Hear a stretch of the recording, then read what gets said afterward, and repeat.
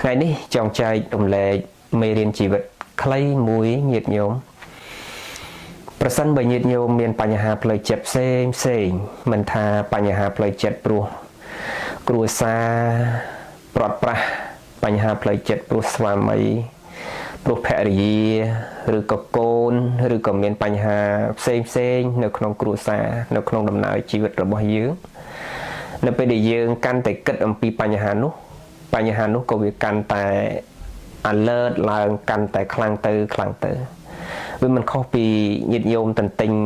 មេរៀនណានៅពេលដែលយើងព្យាយាមកាន់តែតន្ទិញគឺវាកាន់តែដិតជាប់នៅក្នុងអារម្មណ៍និងខួរក្បាលរបស់យើងមិនអាចបំភ្លេចបានណា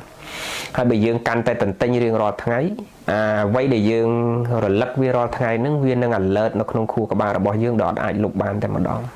សេចក្តីទុកដូចគ្នាញាតិញោម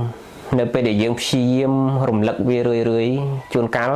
មកយល់អំពីទំហំនៃសេចក្តីទុក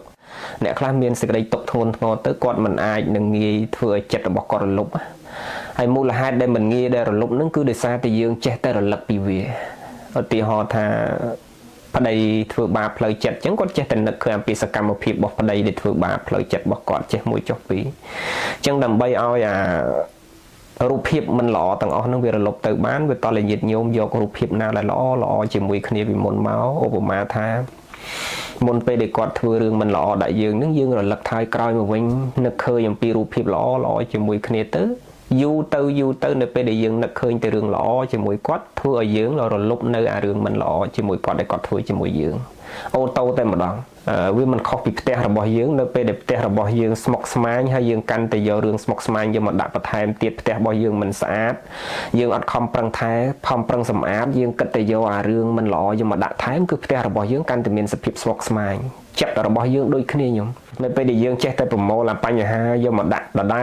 លអាបញ្ហាតែមួយនឹងក៏ដោយបើកាលណាយើងកាន់តែរំលឹកវានឹង alert មកដោយមិនងាយរលុបបានទេហើយបញ្ហានៅពេលដែលយើងយកមកកាន់តែច្រើនក៏វាចូលនៅក្នុងចិត្តរបស់យើងកាន់តែច្រើនដូចគ្នាអញ្ចឹងណាញោមតែបើសិនបើយើង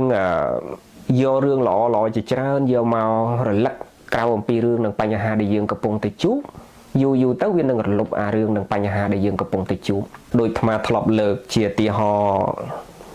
ខ្សែអាត្មាចាស់ញាតិញោមធ្លាប់ស្ដាប់វិទ្យុធ្លាប់អីមកធ្លាប់លើកថាឧទាហរណ៍ថាដូចជាយើងសម្រាកនៅក្នុងបន្ទប់មួយប្រសិនបើបន្ទប់នឹងមានសត្វមួយងាប់ឧទាហរណ៍ថាកណ្ដុរឬក៏ឆ្មាចឹងចុះឬក៏កណ្ដោចឹងចុះដំបូងយើងអត់ដឹងហេតុអីបានមានក្លិនមិនល្អដល់ពេលណាដែលមានក្លិនមិនល្អយើងចាប់ផ្ដើមស្វែងរក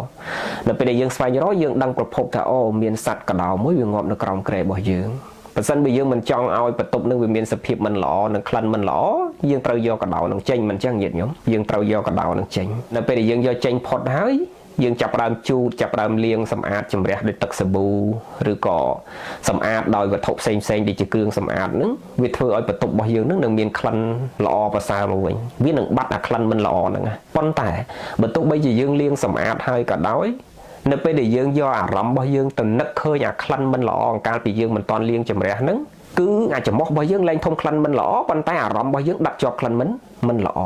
ជាមេរៀនជីវិតដូចគ្នាញោមនៅពេលដែលបញ្ហាទាំងឡាយដែលវាកើតឡើងហើយជួនកាលយើងដោះស្រាយវាហើយប៉ុន្តែនៅពេលដែលអារម្មណ៍របស់យើងទៅដោតតែរឿងដែលយើងជួបដែលដោះហើយហ្នឹងយើងដោះស្រាយឲ្យអស់ឧទាហរណ៍រឿងប្តីប្រពន្ធគ្រួសាររបស់យើងអញ្ចឹងយើងឆ្លោះគ្នាយើងដោះស្រាយរួចចប់សពគ្រប់ហើយប៉ុន្តែនៅពេលដែលយើងរលឹកនៅបញ្ហាដែលយើងឆ្លោះគ្នាហ្នឹងវាហាក់បីដូចជាក្នុងខ្លួនរបស់យើងហ្នឹងគឺទទួលក្រំគ្រានៅរឿងដែលយើងកំពុងតែឆ្លោះគ្នាប៉ុន្តែពិតរឿងហ្នឹងវាចប់ហើយនៅពេលដែលយើងអង្គុយហ្នឹងគឺអត់មានឆ្លោះគ្នាទៀតទេប៉ុន្តែនៅពេលដែលយើងរលឹករឿងហ្នឹងឡើងវិញវាហាក់បីដូចយើងកំពុងតែឆ្លោះគ្នាសារដើមអញ្ចឹងហើយបានជាអាត្មាចង់ចែករំលែកញាតិញោមមួយគឺនៅពេលដែលយើងមានបញ្ហាយើងព្យាយាមរលឹកនៅរឿងល្អជាច្រើនទៅអារឿងដែលមិនល្អដែលយើងកំពុងតែជួបប្រសពហ្នឹងវានឹងរលប់ឯងប៉ុន្តែនៅពេលដែលយើងព្យាយាមរំលឹកវារឿយទៅវានឹងនឹកឃើញតែរឿងហ្នឹងដោយមិនងាយរលប់បានទេអញ្ចឹងវិធីដែលលុបបានគឺយើងកុំរលឹកនៅរឿងបញ្ហាដែលយើងកំពុងតែជួបប្រសពនៅបញ្ហាដែលយើងកំពុងតែមានហ្នឹងយើងទៅរលឹករឿងអីផ្សេងក្រៅអំពីបញ្ហាហ្នឹងយូរទៅវានឹងរលប់ដោយខ្លួនឯងចម្រើនពរញាតិញោមពីចម្ងាយសូមសុខចម្រើនទាំងអស់គ្នាប៉ុណ្ណឹងជាមេរៀនជីវិត